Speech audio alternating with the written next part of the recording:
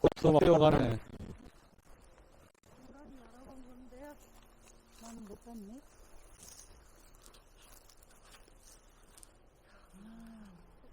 아, 농촌의 향기가 아주 촥 나죠? 저기 저 아파트에 있는 쪽이 거의 예산이에요. 예산이에요. 예. 예산이 엄청 넓어요.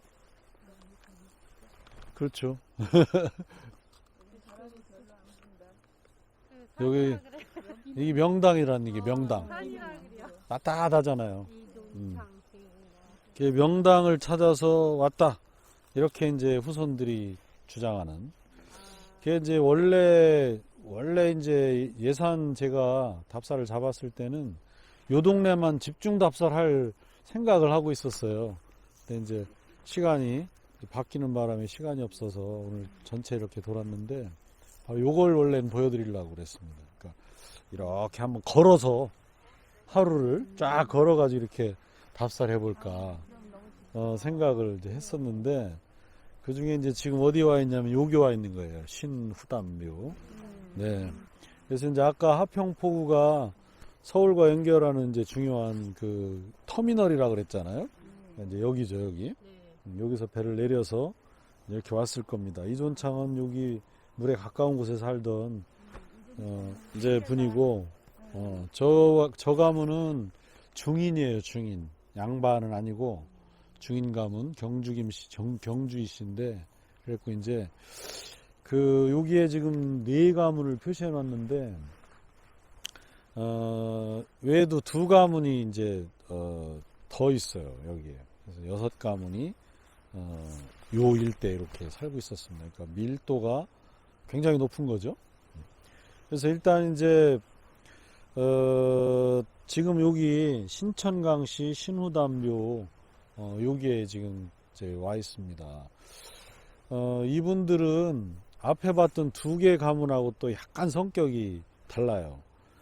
첫 번째 봤던 그 한산이 씨 가문은 어떻게 보면 좀 정치적으로 수세기에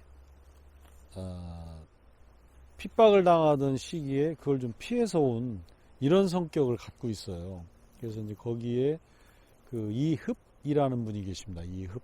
그 원래 들어왔던 그분의 아드님인데 이흡이란 분은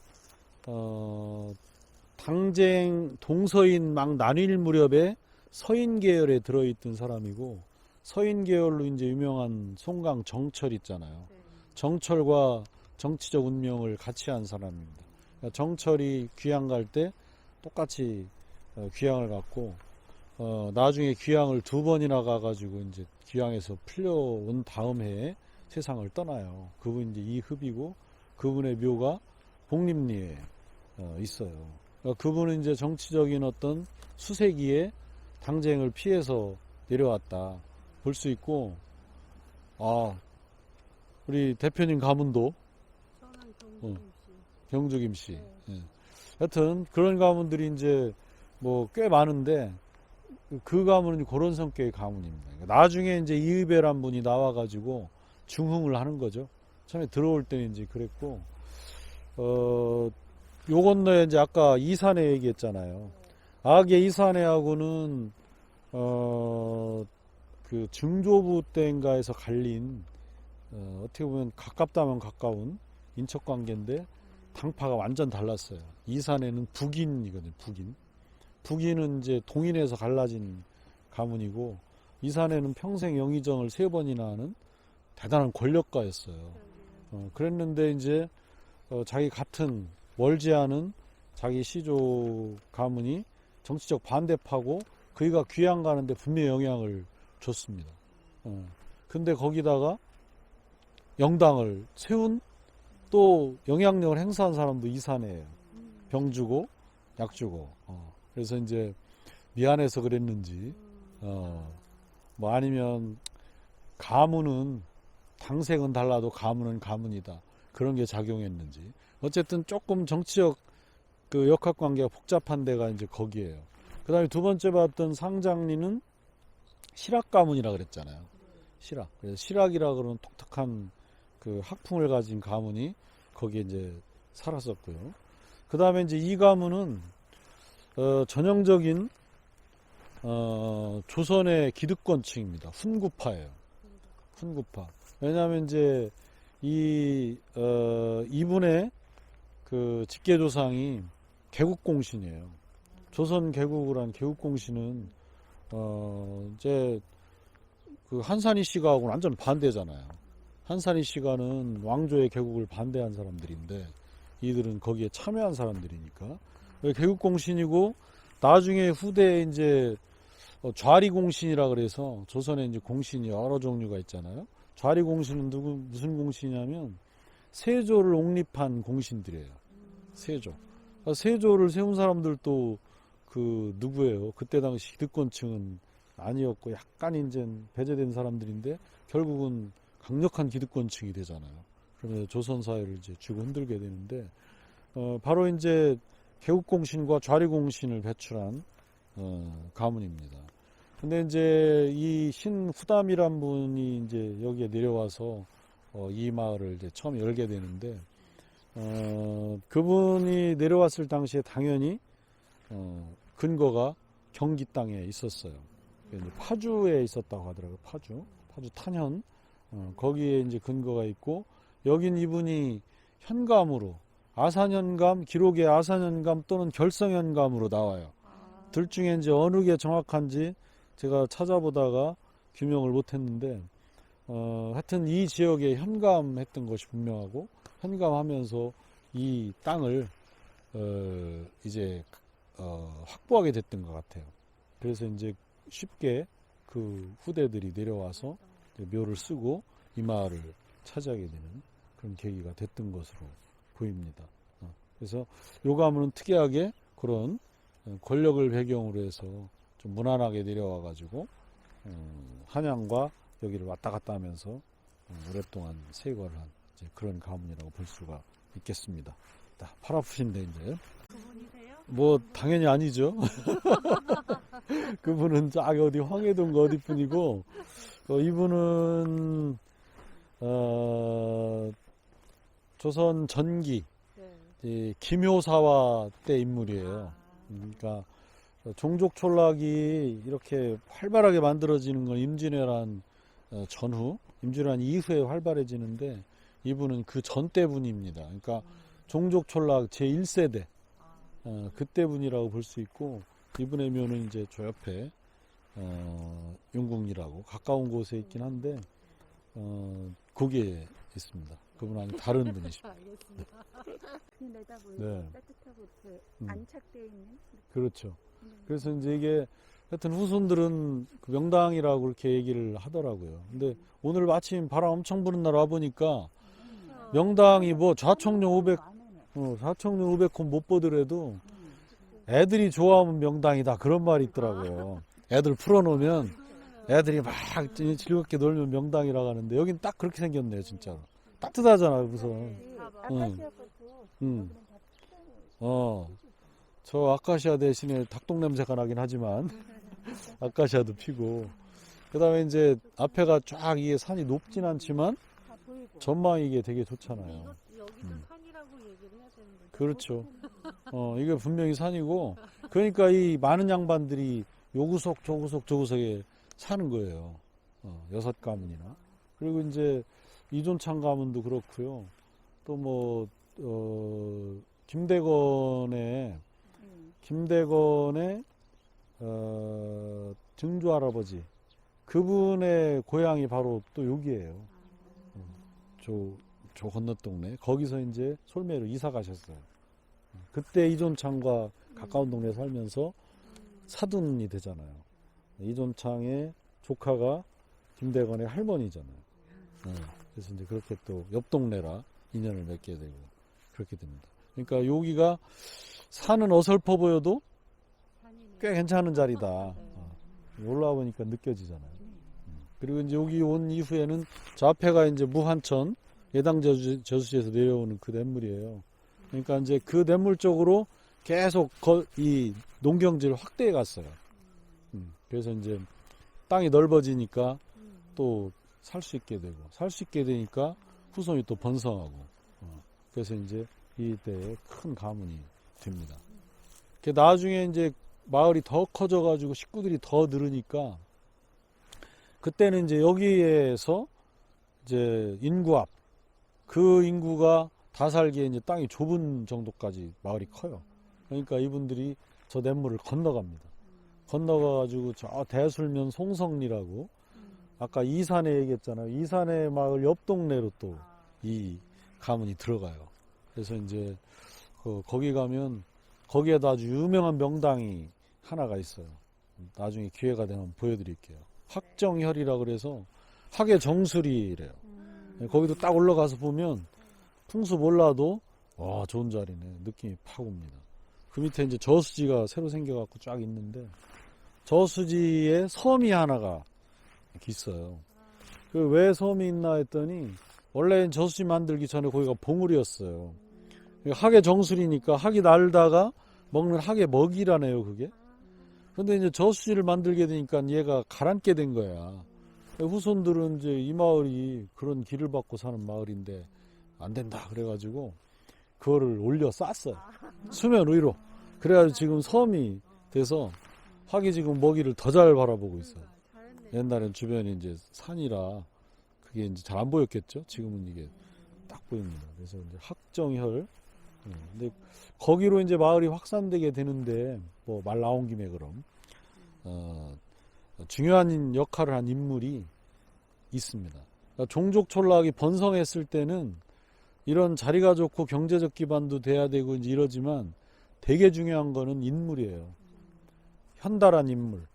이 사람이 하나가 나와야 그 사람을 이제 기점으로 해가지고 이제 퍼지는데 여기는 이제 이 후담 이분의 후손들도 이제 널리 퍼져 있지만 뒤에 들어온 이분의 그 후담의 이거 큰일 났네요. 방송인데 백부님 하여튼 그 아버님 댁에서 갈린 그 후손이 좀 뒤늦게 내려와요.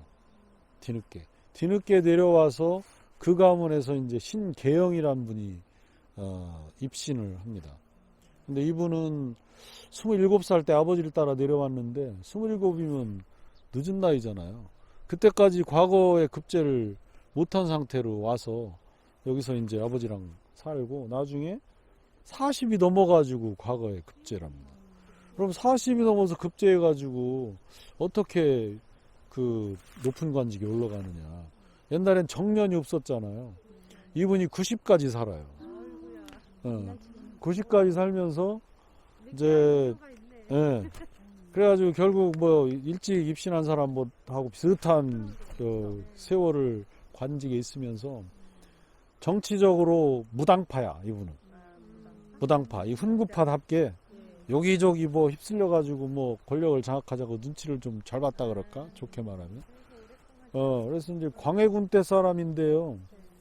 잘못하면 이게 휩쓸리게 되잖아요. 근데 인조 반정에 가담하지 않아요. 그럼 인조 반정에 가담하지 않았다는 말은 광해군파였다는 얘기잖아. 그럼 숙청을 당했어야 되거든. 근데 숙청을 안 당하더라고요. 관직이 약간 후퇴합니다. 일시적으로. 그랬다가 바로 복귀해가지고 계속 이제 인조 이후에도 승승장구해서 결국 나중에 죽기 전에 그 중추부사라고 하는 종일품 자리에 올라요. 이건 뭐 정말 고관이거든요. 그래서 이제 이런 사람이 하나가 동네에서 배출이 되니까 그 이제 후손들이 말하자면 이제 뒷배경이 굉장히 든든한 조상을 두게 되니까 뭐 날개를 피는 거죠. 그래서 이제 그분의 후손들이 크게 퍼지고 그분들은 주로 송성리로 갑니다. 그래서 이제 요분의 후손들은 여기에 주로 사시고 같은 가문인데 같이 어울려 잘 산다 그런 얘기가 신계영의 글에 이렇게 나와요. 늦게 오셨지만 원래 있던 자기 이제 인척들하고 잘 이렇게 어울려 살았다 그런 얘기가 나옵니다. 일품하셨던 그 성자가 어떻게 되신다고? 신계영, 계자 영자, 신계영이라는 분입니다. 아니겠지? 그냥 한 살이에요. 한 살. 어머니 자, 찔레봐, 저 찔레봐. 제가 깜빡해서 얼른 컨닝을 했어요.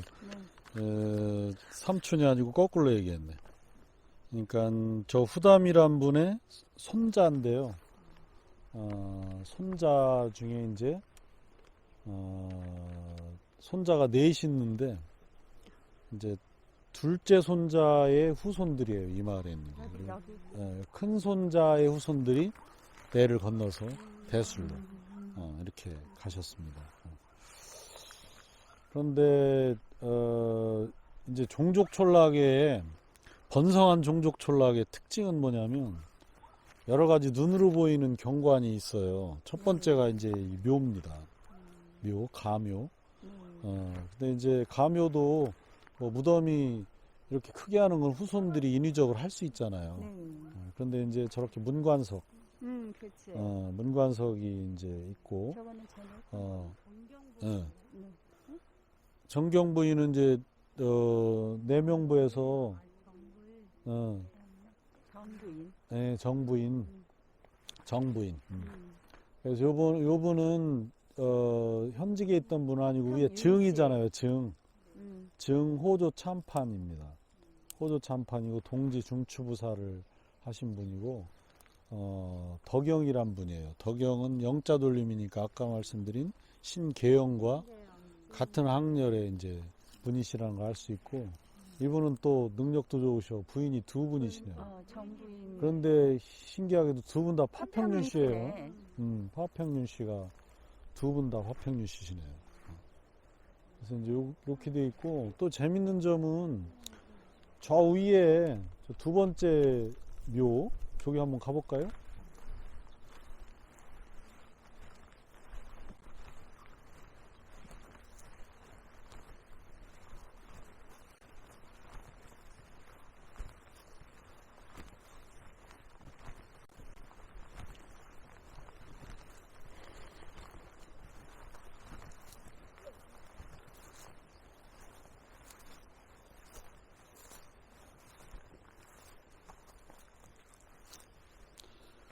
자, 요 분이 이제, 바로 이 마을의 입향조인 후담이란 분이에요. 그래서 좀 특이하게 아까 거기는 부인의 무덤이에요.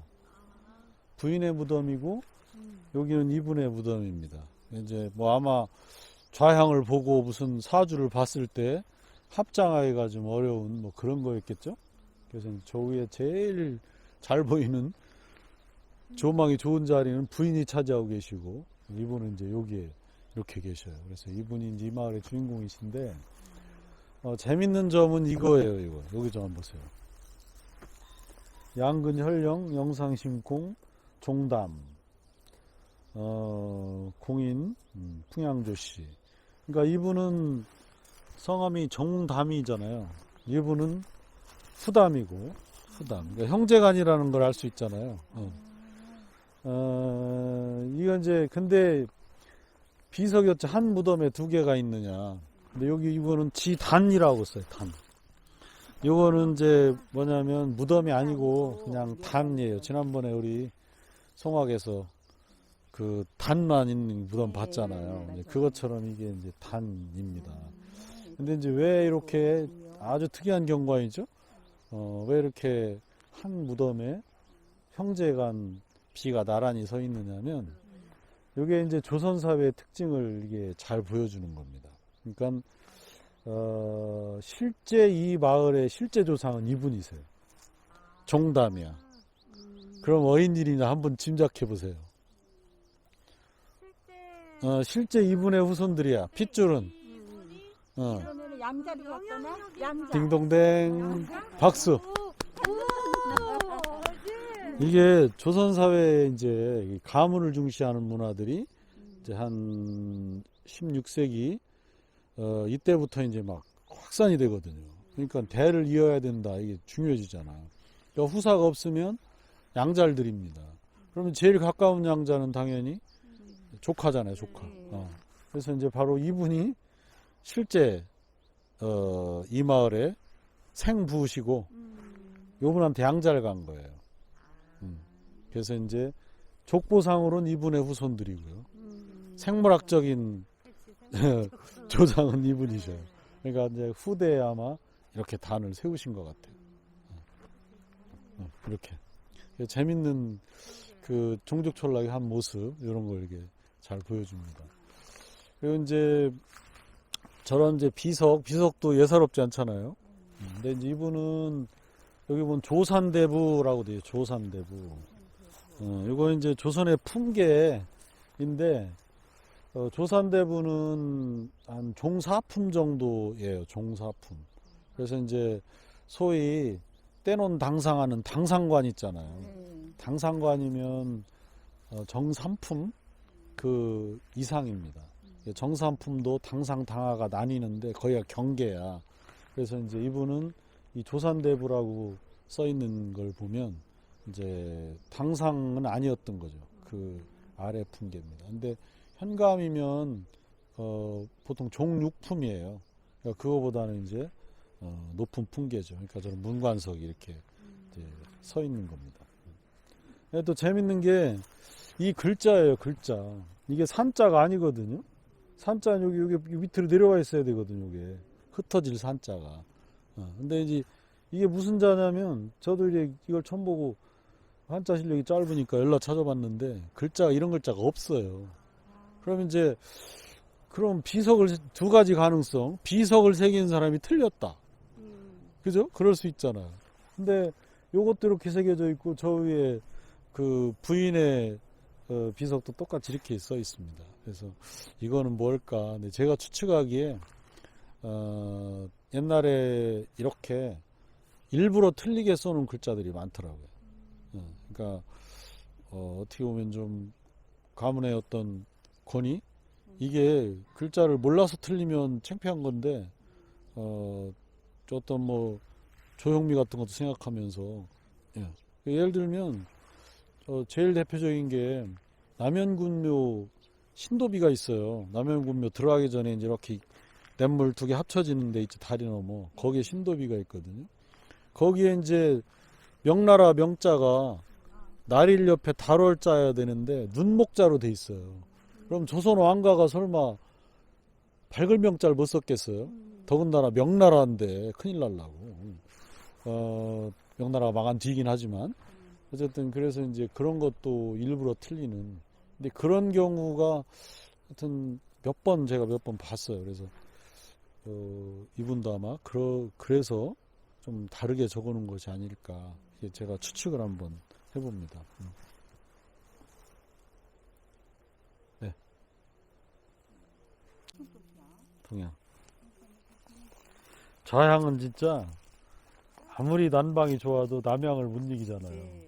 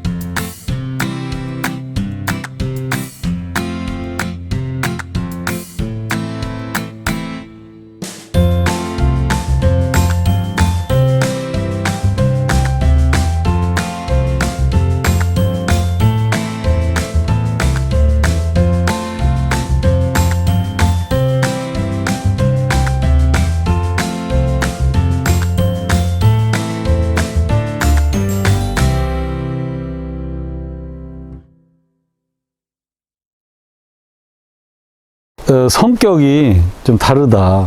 그러니까 첫 번째 한산희 씨가는 정치적인 수세기에 왔다고 그랬잖아요.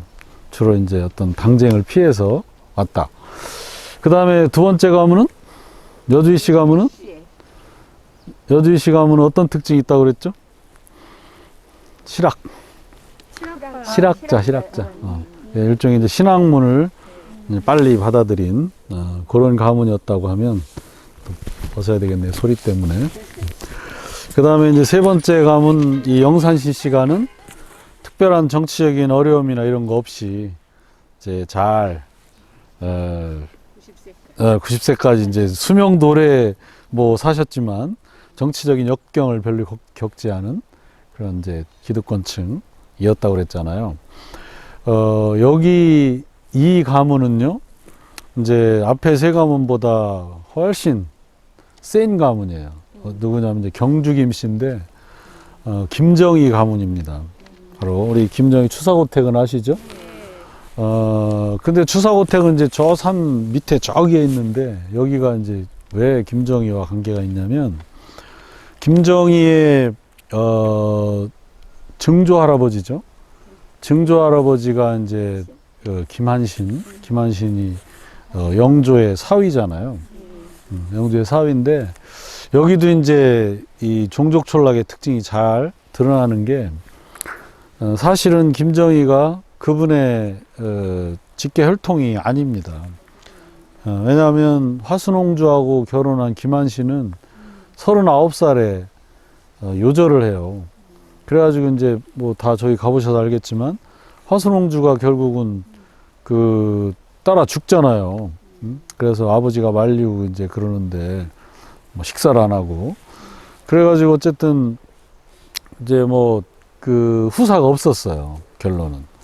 그런데 이제 후사가 없으니까 왕가의 사위인데 그의 형이 아들을 양자로 보냅니다. 김한신의 형이. 그래서 이제 김한신의 형의 아들, 자기 조카를 이제 양자로 삼아서 거기서 이제 태어난 사람이 김정희 할아버지고요. 그 할아버지가 또 세 아들을 낳았는데 김이주란 분이에요. 세 아들을 낳았어요. 그래서 김노영, 김노성, 김노경 이렇게 이제 세 아들을 낳았는데 김정희는 셋째 아들의 아들이에요. 셋째 아들의. 그러니까 이제 장자도 아니었고 그랬는데 또 김정희 아버님의 큰형님 맏형이 또 후사가 없어요. 그래가지고 이제 그분의 양자로 또 들어갑니다. 그러니까 두 번의 양자를 걸쳐서 김한신의 직계 혈통이 된 족보상의 직계죠. 그래서 어쨌든 이제 여기가 김정희의 터전이 되는데 바로 이제 오늘 보여드리려고 하는 이 산은 용산 또는 이제 오석산, 영조가 자기 딸에게 화순홍주에게 오석산 일대를 사폐했다고 돼 있어요. 그래서 그때는 오석산이라고 돼 있는데 이제 지금 용산이라고 하고 이 절 이름도 용산사. 대동여지도에는 이제 지금 화암사잖아요. 이제 그렇게 나옵니다. 그러니까 용산이라고도 불렀고 오석산이라고도 불렀던 것 같아요. 어쨌든 이 땅을 이제 주는데 엄청난 넓이의 땅을 이제 줬죠. 그럼 이제 얼마나 많이 줬을까? 뭐 정확하게 요즘에 뭐 평수를 계산할 수는 없는데 보통은 왕자나 대군한테 이제 사급하는 땅이 이제 있었는데 아무리 뭐 조선 후기에 가가지고 왕의 권력이 땅에 떨어졌다고 하더라도 동네에 사는 민초들한테는 어마어마한 거죠. 그래서 보통 경국대전에 따르면 왕자 대군의 그 사급 토지 결수는 엄청나요. 그런데 이제 이분은 왕자 대군 아니고 옹주거든요. 화순 옹주잖아. 그 다음에 옹주의 부마인데 보통 옹주 부마면 이제 품계로 한 종 2품 정도가 된다네요. 그럼 종 2품관이면은 그때 경국대전에 따르면 한 85결의 토지를 줬어요. 그럼 85결, 옛날에 결이라 그랬는데 결은 이제 지금하고 달라서 상대적이에요. 이건 생산량으로 따졌대요. 그래서 생산성이 좋은 데는 실제 면적이 좁고 생산성이 떨어지는 나쁜 땅은 실제 면적이 더 넓고 이제 이렇게 했는데 보통 이제 최상급 땅으로 따져가지고 대충 요즘으로 계산해 보면 일결의 넓이가 자그마치 3,000평 정도 돼요. 그러면 이제 부마에 옹주 부마한테 85결을 내렸다. 그러면 대충 계산해도 어마어마한 땅이죠. 그러니까 이 산을 포함한 모든 땅이 다 김한신한테 사급된 거예요. 그러니까 여기 다 너 가져? 그러고 줬는데 절도 들어간 거죠. 근데 이 절은 뭐 삼국시대부터 내려왔다는 오래된 절인데 이제 왕의 권력 앞에서는 이제 속절 없는 거예요. 그래서 그대로 경주김씨 가문의 소유가 됩니다. 그래서 경주김씨 가문 소유의 그런 이제 절이 되고 조선이라고 하는 이제 역불숭유 그 성리학 국가였기 때문에도 아마 가능했겠죠. 그래서 이제 여기는 김정희의 그런 여러 가지 뭐 추억도 많이 담겨 있지만 그런 조선 후기의 이제 그런 종족 전락의 특징도 보여주는 곳이고 또 재밌는 게 이제 아까 영산시 가봤잖아요. 근데 이제 바로 앞 동네는 신천 강씨가 살아요. 신천 강씨네도 대단한 가문인 게 태종의 계비의 그 친정 가문이에요. 태종 이방원의. 그러니까 뭐 여기도 애지간한 가문이죠. 그 다음에 김군의 아까 얘기한 김효사 때문에 낙향했지만 김구가 있고 저 건너에 또 순흥 안씨라고 또 있습니다. 거기도 이제 정이품관 아주 고관이었어요. 그러니까 이제 김정희가 여기에 들어왔을 때 영조 때니까 이제 후기에 들어가는 무렵이잖아요. 이미 여기를 다 서울서 알아주는 사람들이 다 장악한 거예요. 그러니까 이제 그 상태에서 마을을 새로 만들려고 하면 어디로 갑니까? 다 냇갈 옆으로 갈 수밖에 없어요. 그러니까 이제 조선 후기에 다 마을이 냇물 옆에 생겨서 그래서 신촌, 새말 이게 다 냇물 옆에 있어요. 그리고 세력이 없는 가문들이 이제 들어가게 되는 거죠. 근데 이 가문은 이런 최고의 자리를 당당히 차지했잖아요. 그건 결국 왕의 권력이라는 거죠. 조선이라고 하는 사회가 왕조 국가니까 그래서 이제 고관들 사이에 막 알력 때문에 왕권이 우협받고 이런 것도 역사에 많이 남아있지만 실제 이런 민초들한테 왕은 아까 말씀드렸다시피 어마어마한 범접할 수 없는 권력이었다. 이제 그거를 잘 보여줍니다. 그러니까 이미 살고 있던 그 가문들이 전부 압도를 당해요. 그러니까 이 가문이 들어왔을 때는 다 그냥 깨갱. 그래서 이제 이때를 차지를 하게 됩니다. 그래서 기존에 있던 그분이 어디로 쫓겨갔나요? 아니 쫓겨가진 않고 이제 그냥 살죠. 지금도 후손들이 많이 남아 있습니다. 그렇지만은 이제 아마 그 땅들도 꽤 많이 잠식을 했을 거예요. 근데 이제 비슷한 가문이 왔다면 어림없잖아요. 근데 이제 권력이 뭐 이만큼 차이가 나니까 그런 걸 이제 그냥 뭐 양보관이로 뺏긴 거겠죠. 행포를 부린 거죠. 한마디로 말해서. 근데 뭐 일례로 말 나온 게 말씀드리면 쫙 신양에 가면 누가 있냐면 임영대군의 후손이 있어요. 임영대군. 임영대군은 세종의 증손자인데요. 그 후손이 거기로 들어왔어요. 그러니까 세종보다 훨씬 후대 사람인데 그 마을에 전해지는 얘기가 이겁니다. 마을에 오자마자 보이는 건 내 땅이다 라고 했대요. 그래서 이제 거기도 지금도 전주시가 많이 사는데 그러니까 그 정도로 왕의 권력이 막강했던 거죠. 자, 그래서 용궁인가요, 그럼요? 네, 여기 용궁리예요. 네. 신기하죠, 용궁리. 자, 하여튼 그래서 이제 여기를 경주김씨가가 이제 차지하게 되었고요. 김정희가 이제 여기를 자주 왔대요. 와서 이제 여기서 논의렀는데 첫 번째가 이제 이겁니다. 천축 고선생댁이라고 써 있어요. 천축 고선생댁. 한번 추측 한번 해보세요. 이게 무슨 뜻이게요? 하늘나라의 천축. 중국의 그 영향을 받은 그렇죠. 하늘 천축국 있잖아요. 왕호 천축국전. 인도. 그게 이제 천축이고, 인도 얘기고. 고선생, 천축에 사는 고선생이면 당연히 석가모니예요. 석가모니. 그러니까 천축 고선생 때, 그러니까 석가모니의 집, 그런 거네요. 직접 해석하면. 되게 어마무시한데요. 그죠? 네. 근데 조금, 좀 뭐라 그럴까. 불경한 느낌 안 들어요? 백이라고 예, 천축 고 선생 댁 높인 것 같긴 한데 석가모니한테 고 선생이라고 이제 했으니까. 근데 여기 이제 안내판에 이게 써 있는데 김정희가 지은 말이 아니고 김정희가 중국에 갔을 때 거기에서 이제 스승으로 모셨던 옹방강이라는 사람이 있습니다. 김정희 세한도에도 나오잖아요. 옹방강. 그 옹방강이라는 인물의 대문 이렇게 이제 글귀를 양쪽에다 이렇게 써놓는데 대련이라고 하더라고요. 거기에 이제 그게 옹방강이 쓴 글씨래요.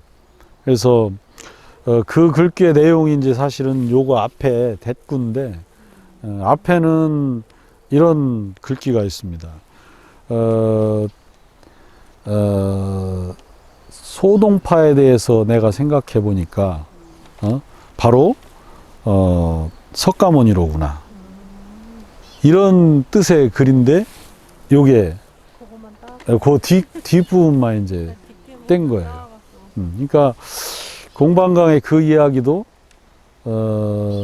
석가모니를 소동파하고 동일 선상에 놓고 봤으니까 이제 불교 입장에서 본다고 하면 상당히 뭐 언짢은 얘기잖아요.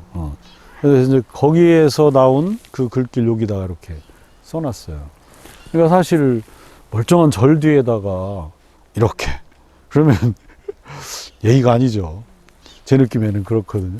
근데 이제 왜 이게 가능했냐? 이게 이제 그 가문 거니까. 그래서 그때 이제 스님들도 뭐 아무 소리 못 하고 그냥 받아들일 수밖에 없는 그런 상태였다. 그래서 요 첫 번째 글귀는 이제 그겁니다. 천축 고 선생 때. 네. 요 산이거든요. 요 산. 요 산인데 지금 보면 이제 여기가 다 이게 순흥한 씨, 신청각 씨, 영산신 씨가 다 여기에 있잖아요. 이제 여기를 이 가문이 장악한 거 보면 상당히 이제 권력 가문이었다는 걸 이제 보여주는 거고, 그 다음에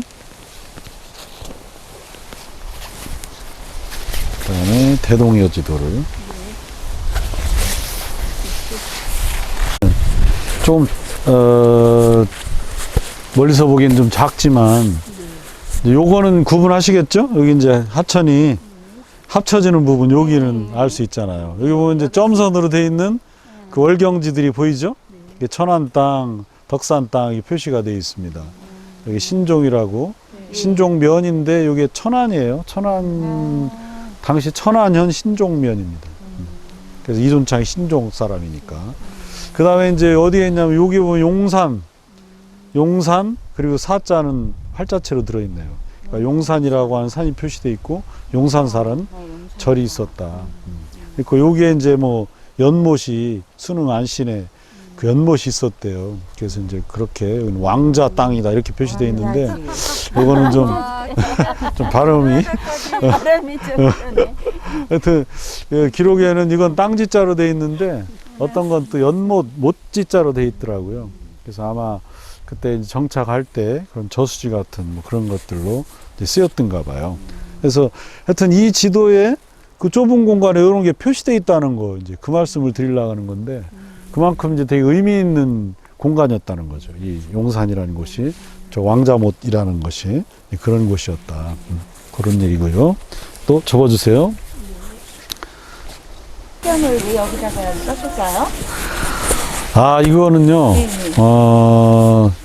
저게 이제, 김정희 선생이 이제 추사체라는 유명한 명필인데, 그분의 글씨가 아닙니다. 아니고, 저것도 중국에서 옹방강한테 탁본으로 받아온 것을 옮겨서 여기다가 쓴 거라고 해요. 그래서 뭐, 시가 우러나오는 무슨 지경, 뭐 그런 뜻이라고 이제 하는데 경치가 아니라 경계경자잖아요. 그래서 요거는 이제 남송 사람 여기 써 있는데 그 유구라는 사람의 글귀를 탁본한 걸 자기 이제 중국 스승 옹방강한테 받아온 거래요. 그래서 이제 저거나 이거나 저는 좀 이게 어렸을 때 가정교육을 잘못 받아서 그런가 좀 사대주의 이제 그런 게 좀 느껴져요. 이제 이분이 실사구시학 실학파잖아요. 실사구시한 분들이 이제 우리나라 그 옛날 역사, 중국하고는 다른 엄연한 우리 역사가 있다. 그런 주장들을 많이 하시고, 그래서 그런 연구도 많이 나오는데, 그래도 양반님네들의 가슴 속에 그런 중국에 대한 그런 동경 같은 게 참 엄청났구나. 그런 생각을 보면서 하게 되더라고요. 네. 이런 화강암에다가 새기는 게 훨씬 더 네. 쉬운 거죠. 그렇죠. 쉽다기보다도 이게 선명하게 잘 드러나잖아요. 다른 바위들은 다 층이 있기 때문에 새겨도 이게 뭐 부러지기도 하고 잘 안 보이기도 하고. 자, 그래서 제가 지질도를 준비했어요. 그리고 네. 얘는 사실은 이번에 금상 가려고 준비했는데, 지질도는 계속 봐야 되는데, 자, 방향을 잘 찾아주세요. 지역마다 다 하려니까 좀 경비가 많이 나서 충청남도 다 한꺼번에 만들었습니다. 뒤집어졌어요. 내가 평소에 지도를 안 봐서 그래. 됐나요? 네, 됐습니다. 자, 근데 사실 볼 곳이 되게 조금이라, 참 이제 거시기한데요. 어디냐면 이제 여기를 찾는 제일 좋은 방법은 하천 합류 지점을 찾으면 되잖아요. 여기 보면 여기잖아요. 여기. 아, 여기죠? 네. 여기만 이제 이 뭐 분홍색으로 돼 있어요. 저게 다 화강암입니다. 우리나라 지질 때 이 분홍 계열은 화강암이라고 이제 보시면 되는데, 우리나라 화강암은 이제 뭐 여러 종류가 있지만 크게 아주 쉽게 구별하자면 중생대 백악기에 만들어진 거하고 쥐라기에 만들어진 거하고 두 개로 크게 구별할 수 있어요. 그럼 이제 쥐라기가 더 앞이고요. 백악기가 그 다음입니다. 대략 한 1억 한 400만 년 그 정도를 경계로 해가지고 그 앞부분에서 2억 년까지가 쥐락이고요. 그때부터 한 6,640만 년까지가 백악기예요. 그럼 이 일대는 전부 백악기에 만들어진 겁니다. 그러니까 우리나라 땅 중에는 비교적 어린 축에 들어요. 우리나라는 그 정도면 1억 년이면 애기에 속하거든요. 그 정도면 쌩쌩한 땅이라서 막 온천 나오고 그래요. 우리나라에서는. 여기 덕산 온천이 이런 게. 홍성은 좀 다르고, 여기 도고온천, 이게 논양온천도 저쪽 천안 쪽으로는 쥐라기 땅인데, 이쪽이 덜 오래된 백악기 땅이에요. 동네 사람들한테 보면 백악기 쪽게 더 물이 좋대요. 네, 온양관광호텔, 제일호텔 요쪽이 백악기 거거든요.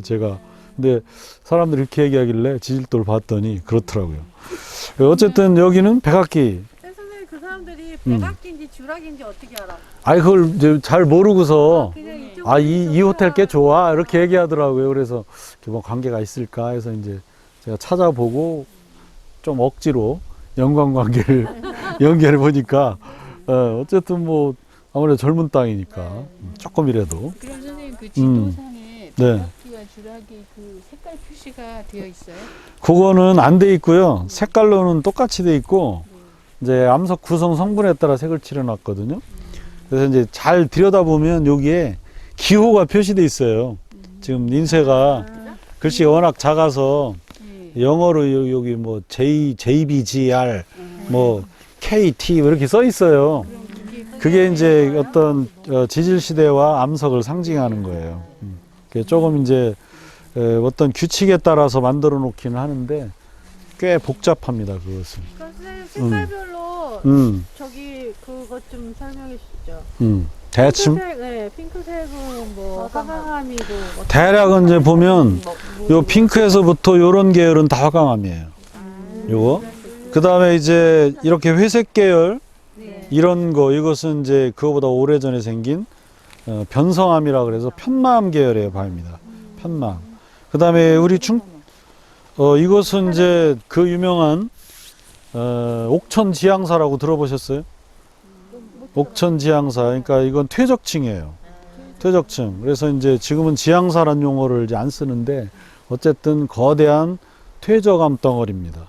그래서 대략은 한 고생대쯤에 만들어진 걸로 보는데 시대는 좀 섞여 있다고 해요. 그래서 이제 한 고생대쯤에 있는 퇴적층. 그 다음에 우리 충청남도로 보면 얘도 고생대 퇴적층이고 연두색계예요. 대략은 뭐 그렇게 구별이 있는데 요거는 백악기 퇴적층. 백악기에도 화강암은 땅속 마그마가 굳은 거고요. 얘는 이제 호수 같은데 뭐가 쌓여갖고 생긴 거예요. 그래서 이제 백악기 퇴적층에는 우리 대천 보령 탄전 석탄이 들어 있습니다.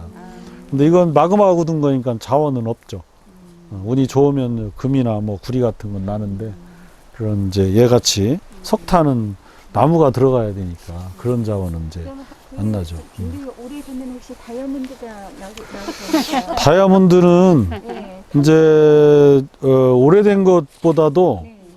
강한 압력을 받은 땅에서 나와요. 왜냐하면 경도가 가장 센 암석이잖아요. 그래서 이제 그런 충돌대 얘들이 강한 압력을 받아서 충돌하면 다른 애들이 싹 타가지고 녹아버리고 없어지고 가장 강한 성분들이 이제 농축돼가지고 그것이 다이아몬드라서. 좋은 점입니다. 네, 그러니까 또 궁금한 게요. 예, 그 보령 지방에서 그 이거 맷돌 그거 오석. 네, 오석이다. 오석은 이제 2층 사이에서 네. 나오는 돌이래요. 여기 호수 음. 이거 그대로 네네. 있어요? 예, 그 사이에 이 오석층이 있대요. 네. 어디나 다 나는 게 아니고. 근데 전국에서 응. 거기가 유일해요. 그렇지는 않을 건데, 그런데 남포석 응. 굉장히 유명한 그 남포 오석 그거 얘기 말씀하시는 겁니다. 그래서 이제 뭐 다른 데도 구조가 비슷하면 나긴 나을 테죠. 근데 이제 광상이라 그래서 그거의 크기 같은 게 조그마면 쓸모가 없잖아요. 땅을 팠는데 조금밖에 안 나오면 경제성이 떨어지니까 이제 못 파는 건데 여기는 그게 많은 거죠. 유일한 건 아니죠. 많은 거지. 우리 벼루를 그렇게 네, 벼루 맞습니다. 오석. 다음에는 자. 디젤 공부 더 해야겠군요. 근데 주제를 지금 안 했는데 다시 밟으셔야 돼요. 우리가 지금 여기에 있고 이게 전부 화강암이잖아요. 백악기 화강암 전부. 근데 여기 잘 보면 특이한 게 하나 있어요. 뭐가 꼽살이 껴 있잖아요. 아, 중간에. 그죠? 네. 여기에 딱 막대기처럼 하나가 네. 껴 있잖아요. 얘도 똑같이 백악기 화강암이긴 한데 다른 화강암하고 성질이 좀 달라요. 네, 다른 애들은 이제 뭐 흑운모 화강암이라고 하는데 얘는 미문상 화강암이라 그래가지고 조금 더 입자가 얇은 물질로 돼 있어요. 다른 주변의 재들보다. 그러면 이제 입자가 얇다는 얘기는 요게 바위가 깨지는데 영향을 주는 제일 결정적인 자연 상태에서의 결정적인 인자는 물이거든요. 물이 바위 틈에 들어가서 그 안에서 화학 반응이 일어나는 거예요. 근데 이제 입자가 고운 걸로 돼 있다는 말은 물이 침투할 수 있는 가능성이 그만큼 적은 거잖아요.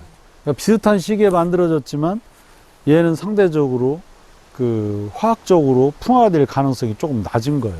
그러니까 결과적으로 1억 년의 세월을 겪는 동안에 옆댕이 애들은 다 풍화돼 갖고 깎여 나갔는데 얘만 남은 겁니다. 그게 바로 이 산 용산이에요.